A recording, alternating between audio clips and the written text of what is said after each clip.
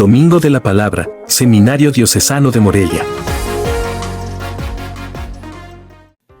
Bienvenidos a este encuentro con la Palabra de Dios, con ocasión del domingo que el Papa Francisco ha instituido para toda la Iglesia como una ocasión de una experiencia particular de lectura, pero no meramente mecánica, cuanto más bien vital, teológica y a la luz de Cristo.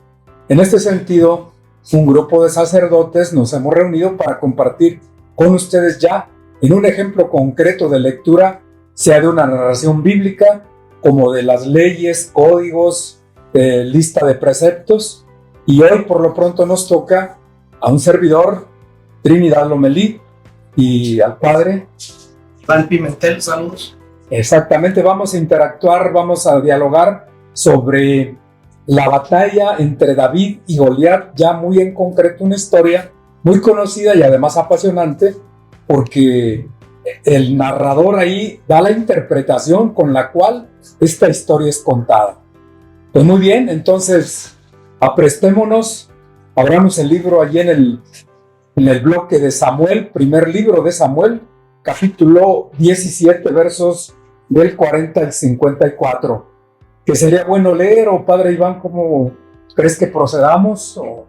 Pues pudiera ser primero, antes de introducir al texto, no sé si pudiéramos abarcar un poco qué es el género literario en primer lugar, en el aspecto narrativo. Hay varios géneros, en este caso, ¿qué sería el género narrativo? El género literario narrativo, como sabemos en literatura, pues es un modo de contar la historia y que puede ser de palabra, tradición o ya escritura. En este caso, la Biblia primero fue tradición, contar de palabra, que era una memoria prodigiosa la de los orientales, pero con el tiempo fue necesario fijarla ya por escrito, y que es la narrativa escrita la que nosotros ahora vamos a considerar, en la que aparecen unos personajes, el núcleo, una trama, o sea, el asunto, el argumento, se puede decir, que constituye lo que es propiamente el género literario, y con un desenlace, con una solución o final de una historia que todo mundo quizá conozca, pero en la que el narrador da, sobre todo el cierre, una interpretación, en este caso desde la fe. Nosotros lo haremos desde la fe en Cristo, en su Pascua, su muerte y resurrección. Maestro, ¿qué libros abarca el género literario narrativo? ¿Dónde lo podemos encontrar? ¿Hasta dónde se extiende? Efectivamente, casi toda la Biblia es una narración, aunque especialmente tenemos en el Pentateuco, excepto pues el Deuteronomio, que son más bien discursos, pero en el Pentateuco y historia de los orígenes, narración de los orígenes, y luego ya en los libros de Josué, Jueces, Samuel, Reyes, ante todo, y Crónicas especialmente. Claro que se abarca hasta el Nuevo Testamento, pero nos concretamos ante todo por esta ocasión en la historia del reino, que es ya el libro de Samuel, es donde queremos concretizar en un pasaje, ejemplificando qué es una narración y qué personajes y con qué intención se realiza. Ok, pues vamos a irnos al texto precisamente del combate singular entre David y Goliat. Vamos a leer el texto y vamos viendo algunos aspectos que nos pudieran reflejar precisamente este ejemplo en donde está la narración, y en este caso específico qué podemos rescatar y cómo aplicarlo, y cómo pudiéramos también darle una interpretación para nuestra vida. Dice el texto: tomó su cayado en la mano, escogió en el torrente 5 cantos lisos y los puso en su zurrón de pastor, en su morral, en su honda en la mano, se acercó al filisteo. El filisteo fue avanzando y acercándose a David, precedido de su escudero. Volvió los ojos el filisteo y viendo a David, lo despreció, porque era un muchacho rubio y apuesto. Dijo el filisteo a David: ¿acaso soy un perro para que vengas contra mí con palos? El filisteo maldijo a David por sus dioses, y luego le dijo: ven hacia mí, que voy a echar tu carne a las aves del cielo y a las fieras del campo. Contestó David al filisteo: tú vienes contra mí con espada, lanza y jabalina, pero yo voy contra ti en el nombre de Yahvé Sabaoth, Dios de los ejércitos de Israel, a los que has desafiado. Yahvé tiene previsto entregarte hoy mismo en mis manos. Te mataré y te cortaré la cabeza, y entregaré hoy mismo los cadáveres del ejército filisteo a las aves del cielo y a las fieras de la tierra, para que sepa toda la tierra que Israel tiene un Dios. Y toda esta asamblea sabrá que Yahvé no salva por la espada o por la lanza, pues el combate depende de Yahvé, y ha decidido entregaros en nuestras manos. El filisteo se preparó y fue acercándose a David. Este salió rápidamente de las filas al encuentro del filisteo. Metió su mano David en el zurrón, sacó de él una piedra, la lanzó con la honda e hirió al filisteo en la frente. La piedra se clavó en su frente y cayó de bruces en tierra. Así venció David al filisteo con la honda y la piedra. Hirió de muerte al filisteo sin empuñar una espada. Corrió David, se detuvo sobre el filisteo y, sacando de la vaina la espada de éste, lo mató y le cortó la cabeza. Viendo los filisteos que había muerto su campeón, huyeron. Entonces los hombres de Israel y de Judá lanzaron el grito de guerra y persiguieron a los filisteos hasta la entrada del valle y hasta las puertas de Ecrón. Los cadáveres de los filisteos cubrían el camino desde Sabareín hasta Gat y Ecrón. Cuando los israelitas regresaron de perseguir ceñudamente a los filisteos, saquearon el campamento. David tomó la cabeza del filisteo y la llevó a Jerusalén, pero sus armas las colocó en su tienda. En esta narración vemos ante todo tres partes. Una introductoria, que es la descripción de los personajes, y luego ya el encuentro verbal, primero una batalla lingüística, diríamos, de estos dos personajes, y ya propiamente el núcleo, el centro, el argumento está en los versos 48 al 51, y que es muy breve. ¿Qué quiere decir esto? Que la interpretación, desde la descripción de los personajes hasta ya la batalla verbal, diríamos, sirve de antesala como marco para el núcleo, y luego viene ya el desenlace, en la derrota total de los filisteos y el Israel, que en nombre de Yahvé es el que derrota propiamente al enemigo, y cómo Yahvé está de parte de su pueblo. Yahvé, Dios, es el que salva, no es ni la onda ni es las piedras de David, sino más bien la fe en el Señor Dios de los ejércitos, como dice ahí. Entonces, veamos. Pues no sé, sobre todo los personajes primero. ¿Qué podemos hablar de cada personaje? Sí, mira, David representa el personaje más débil, humanamente hablando. Es un muchacho, no tiene experiencia para la guerra, ni armas, ni mucho menos. De hecho, antes, si conectamos con lo que antecede, el rey Saúl se oponía, dice: tú eres un muchacho, él es un gran campeón militar. Dice: no, pero el Señor Dios, que me libró del león y del oso, cuando yo defendía mis ovejas, me librará también de este filisteo. Ahí está una interpretación ya de fe de este personaje. En cambio, Goliat, en su soberbia, dice: pues tú eres un niño, un perro prácticamente. Y dice: pues ¿quién soy yo? Casi ni merezco verte. Entonces, esta batalla verbal no es una agresión de uno hacia otro. El narrador nos dirá que maldice a los dioses de David uno, y David dice: pues es que Yahvé me va a entregar en mis manos eso que tú piensas que ya es una batalla ganada. De tal manera que aquí el filisteo confía totalmente en sí, y ahí está un retrato de una personalidad, una interpretación narrativa que es equivocada, porque se confía uno en sus armas, en su preparación, en su experiencia.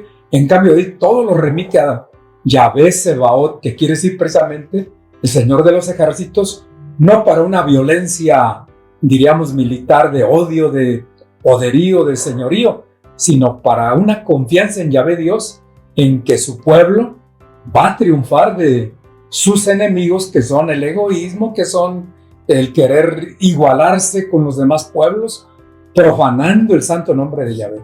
¿Qué decir de la trama? La trama es interesante porque emociona. El narrador da pauta para que también estemos muy atentos del presente de los personajes. Pero no sé si pudiéramos hablar un poco más de la trama de este texto. Efectivamente, cuando el narrador retrasa el momento del combate, hace más viva el interés del lector, porque si vemos los versos, la extensión que se llevan, diríamos así, los renglones antes, volvió los ojos el filisteo y viendo a David, lo despreció porque era un muchacho, etc. Y luego lo que responde David, aquí ya nos está preparando el narrador para que no tanto atribuyamos derrota o victoria por las fuerzas meramente humanas, sino es un Dios que está actuando a través de estos personajes. Y este es el punto de vista que tiene esta historia. No es fijarse tanto en que, a ver, con esa lanza va a atravesar a David, a ver este David, ¿cómo le va a hacer para vencer este gran campeón militar? Sino más bien ver cómo Yahvé Dios está siempre de parte del débil, de parte del que tiene fe en él. Dice, yo voy en el nombre del Señor de los ejércitos. Tú vienes confiado en tus armas, en cambio yo no confío en nada, sino solamente en Yahvé Dios que me entregará tu vida y de esa manera mi pueblo estará libre de esta tentación de la idolatría y de tomar incluso los pertrechos militares de última confección, porque los filisteos forjaban el hierro, tenían armas de hierro que eran las armas más potentes de aquel tiempo, y David en cambio rústico, pues con piedras, con una honda, de tal modo que aquí está como dos mundos representados, dos civilizaciones, una civilización diríamos rudimentaria, pobre humanamente hablando, pero ahí es donde Yahvé Dios encarna la promesa de la victoria sobre las fuerzas del mal, que son confianza en el hombre mismo, y Yahvé Dios que quiere que más bien confiemos en su presencia y en su poder, como lo hace David. El desenlace es contundente. O sea, todos el desenlace no solamente es derrotar a un personaje, sino va más allá de. Claro, el desenlace, la victoria de David no representa solo vengamos y pisoteamos cabezas de los filisteos, sino más bien nos está contando que el hombre puede triunfar y solamente confiando en Yahvé Dios, porque vemos cuando el hombre se pone en el centro, casi siempre viene la derrota, viene la debacle, viene el fracaso, porque el ser humano pues es débil, es frágil, es flor de un día. En cambio, la palabra de Dios, la fe en Yahvé Dios, es una luz que nadie puede apagar, por muy potente y civilizado y adelantado que sea un hombre, una cultura, un pueblo, la humanidad misma. Hablamos de una lectura cristológica en general de toda la Biblia. En este texto, ¿cómo aplicar esta lectura cristológica? En este sentido, la fe en Yahvé Dios de David va preparando al lector cristiano para que piense precisamente en el Hijo de David, Jesús, que se enfrenta al poderío romano, que en aquel tiempo pues era el poder del mundo, y por cuántos siglos estuvo en el centro del mundo de aquel tiempo, el Imperio Romano.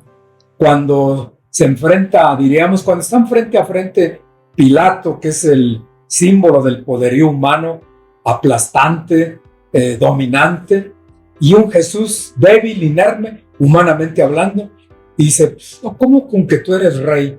Dice, sí, yo para eso vine, para esto he nacido, y tú no tendrías ninguna autoridad si no te hubiese dado de lo alto. Allí Pilato es donde es derrotado propiamente por el Hijo de David, que confía en su Padre Dios, que sí lo llevarán a la cruz, pero resucitará y revivirá y llevará a cabo la salvación de todos, como David aquí llevó a cabo la liberación de Israel de este poderío de los filisteos. Hablamos también de una narración actual. No sé si pudiéramos encontrar en el mismo texto, desde la lectura misma cristológica, pues que en la vida, pues también así es la narrativa. Nos encontramos muchos David, muchos Goliat. Ciertamente en esta sociedad con tanta desigualdad, encontramos muchos Goliats en la vida.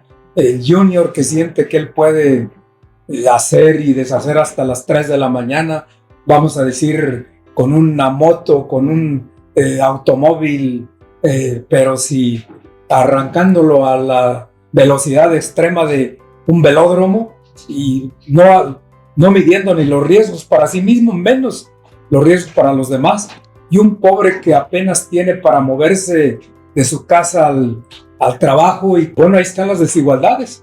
Pero si diríamos, el hijo del grande en la tierra fuera humilde y supiera que aquello no lo lleva por el camino de la verdadera realización humana, personal, menos dañando a los demás, podría cambiar un poco la vida, narrarse a sí mismo desde otro ángulo, no desde el ángulo del dominio, poderío, libertad absoluta.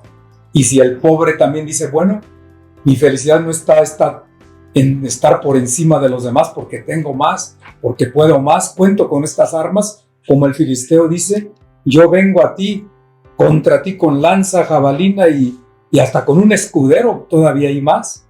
Y en cambio el otro, en el nombre del Señor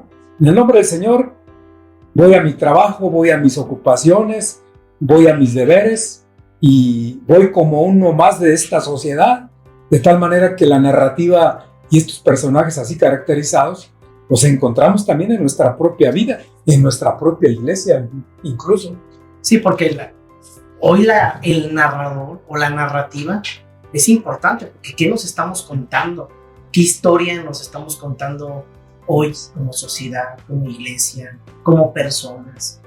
Porque a final de cuentas es una narración, o hay quien intenta narrar algo sobre nuestra vida y hasta dónde puede influir. Somos el narrador y somos narrados, como se dice, el narratario. Vamos a poner un ejemplo, ¿verdad? Un estudiante, diríamos, pues él se cree superdotado quizá porque saca excelentes calificaciones, pero no sabemos si en el fondo realmente es leal, es sincero, o es una imagen que él se ha creado y dice, no, es que yo soy de 9.5 hacia arriba y el día que me pueda sacar un 9, pues no, es que aquí hay una injusticia porque yo soy y tiene una falsa imagen de sí. Igualmente el otro que batalla, que está diario allí en su clase, en orden, en silencio, y que apenas libra los límites de la aprobación, pues también pueda decir, pues yo estoy como apocado aquí entre cerebros y luminarias. Pero debe uno de saber que ante Dios, diríamos, por decir así, desde el punto de vista de Dios, es tú entrega todo, y ese todo para Él y para ti son un 10, aunque para los hombres sea un 8, un 8.5, pero para Dios tú estás dando todo, y de tal manera que narrativa es teológica, la narrativa es antropológica, es humana, es vital, es social, y pues aquí en la Biblia tenemos todo ese tipo de narrativas, solo que siempre prevalece una narrativa teológica. De hecho se dice últimamente la teología no es tanto conceptos, silogismos, aunque hay una enumeración de verdades como el credo, pues ahí está, creo en Dios Padre Todopoderoso, en Jesucristo, sino más bien ya los libros nos dan historia, nos dan narración, y envuelta en esa narración están las verdades de fe, diríamos. Está el Dios que nos quiere comunicar su palabra, que ya desde el Antiguo Testamento es un Dios misericordioso, pues está de parte del débil, de parte del pobre, del último, del pequeño, y no de parte del soberbio que quiere hacer lo que él quiera. El primer Goliat pudo bien ser Eva y Adán, que en un principio quisieron hacer lo que ellos quisieron. Y el David, pues el pobre Abel, víctima de egoísmo de Abel, de su hermano pues Caín hacia Abel. Maestro, no sé si nos pudiera dar algunos consejos prácticos cuando encontramos un tipo de textos narrativo, ¿en qué tendríamos que poner atención nosotros solos tomando nuestra Biblia? A lo mejor no tenemos los elementos, pero ¿qué puedo yo cuando me encuentro leyendo? ¿Qué me tengo que fijar? ¿En qué tengo que poner la mirada? ¿En qué me tengo que enfocar para no hacer una mala interpretación? Porque a veces la narrativa no la podemos totalmente comprender. No sé si nos pudiera dar algún consejo en esa línea. Generalmente en las narraciones aparece, diríamos, como en las telenovelas, el villano y el personaje del pueblo, el popular, el atractivo en el sentido, el personaje simpático y el antipático, ¿no? Y en las narraciones bíblicas siempre aparecen personajes que representan el punto de vista de Dios, o sea, en los cuales el autor quiere que uno se identifique, que se encarne con ese personaje, o sea, que lo imite en el sentido de que tome esos sentimientos, esas palabras, eso que dice, eso que hace, y que el otro pues lo evite. Por ejemplo, aquí cuando David dice, yo vengo en el nombre del Señor, ahí está el punto de vista de Dios, es el personaje que hay que encarnar nosotros.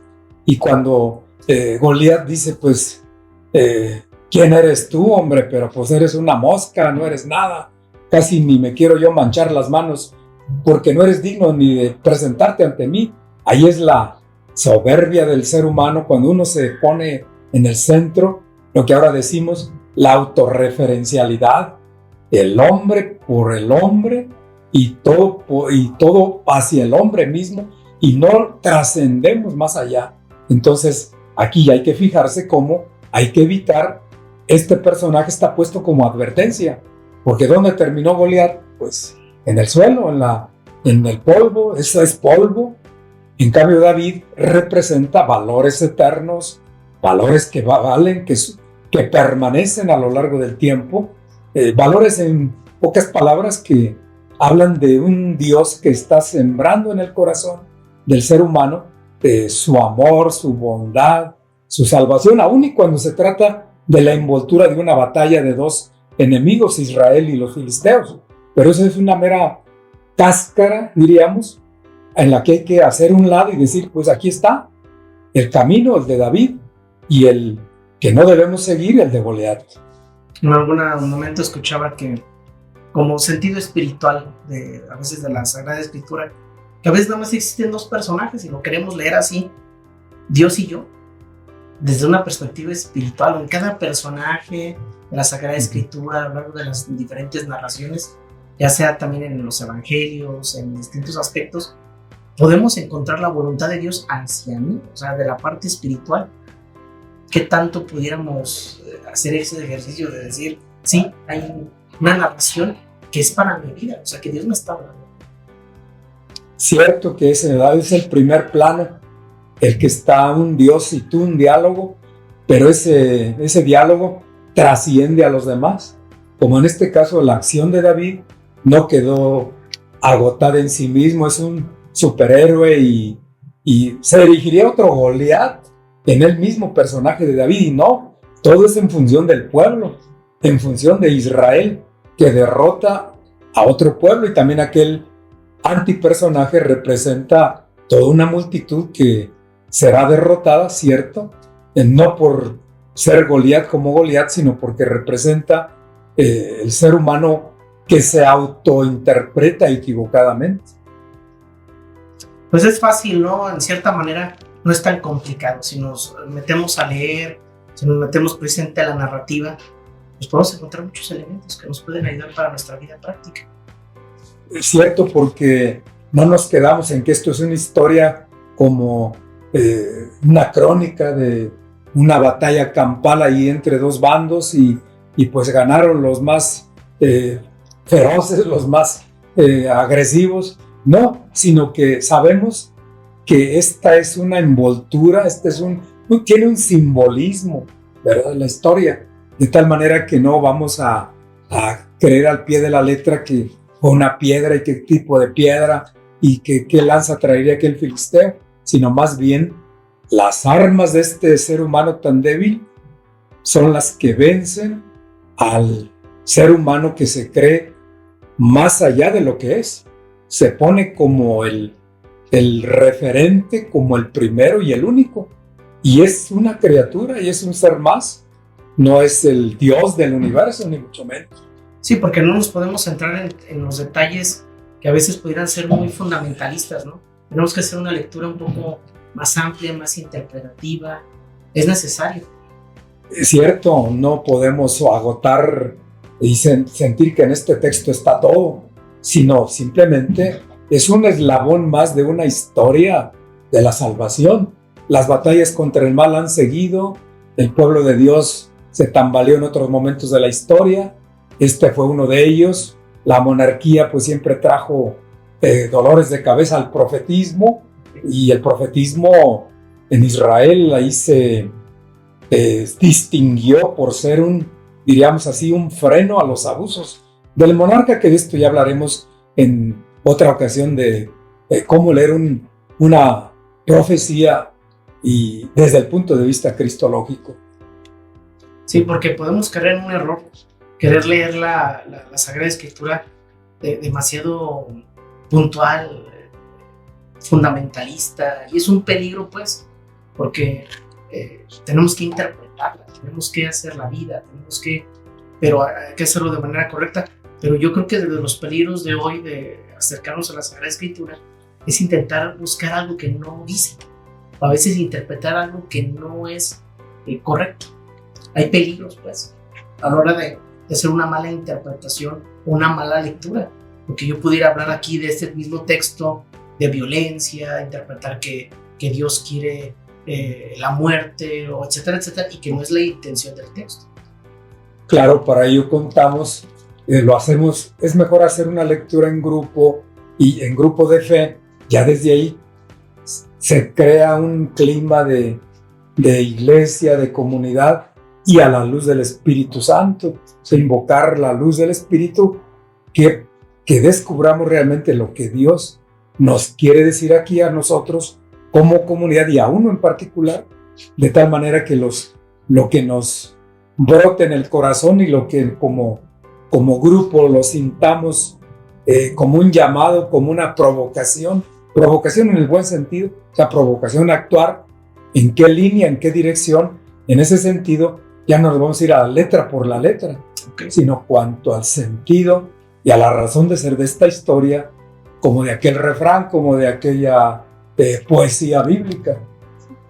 Sí, la narración tiene una gran importancia en la Sagrada Escritura, porque es de los textos que podemos encontrar más claramente incluso la voluntad de Dios en los personajes, en los momentos, en las acciones, y que nos van diciendo mucho.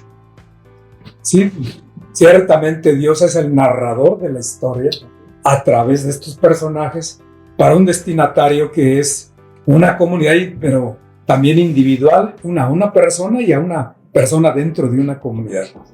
No bien, maestro, no sé si quiere agregar algo más sobre toda esta parte narrativa, cómo encontrar, cómo buscar, cómo acercarnos, alguna última.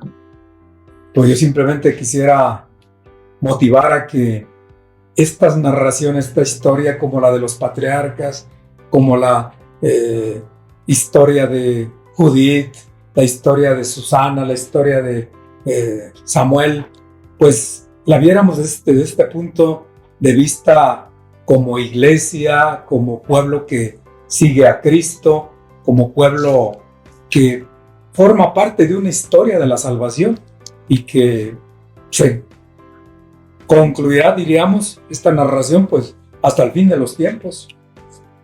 Muy bien, maestro, pues no sé si quiera agradecer. Yo creo que ha sido muy interesante y que nos deja siempre con el sabor de querer saber más, y ojalá que podamos seguir profundizando a lo largo de la semana en otros géneros. Y cierto, toda página de la Escritura no es un enigma indescifrable, ni tampoco vamos a decir el Espíritu que me ilumine y ya aquí yo solo voy a sacar el sentido, diríamos, de esta narración, no, sino que siempre vengamos con una actitud de discípulo, de escuchar la voz del Señor y de ser dócil a aquel llamado, y de ese modo la narrativa se convierte en vida.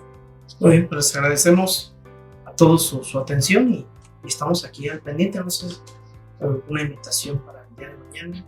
Exactamente, que no nos dejen solos, vamos a interactuar. Ustedes pueden poner ahí su comentario y vamos a dar de algún modo respuesta a la palabra que vamos escuchando día a día.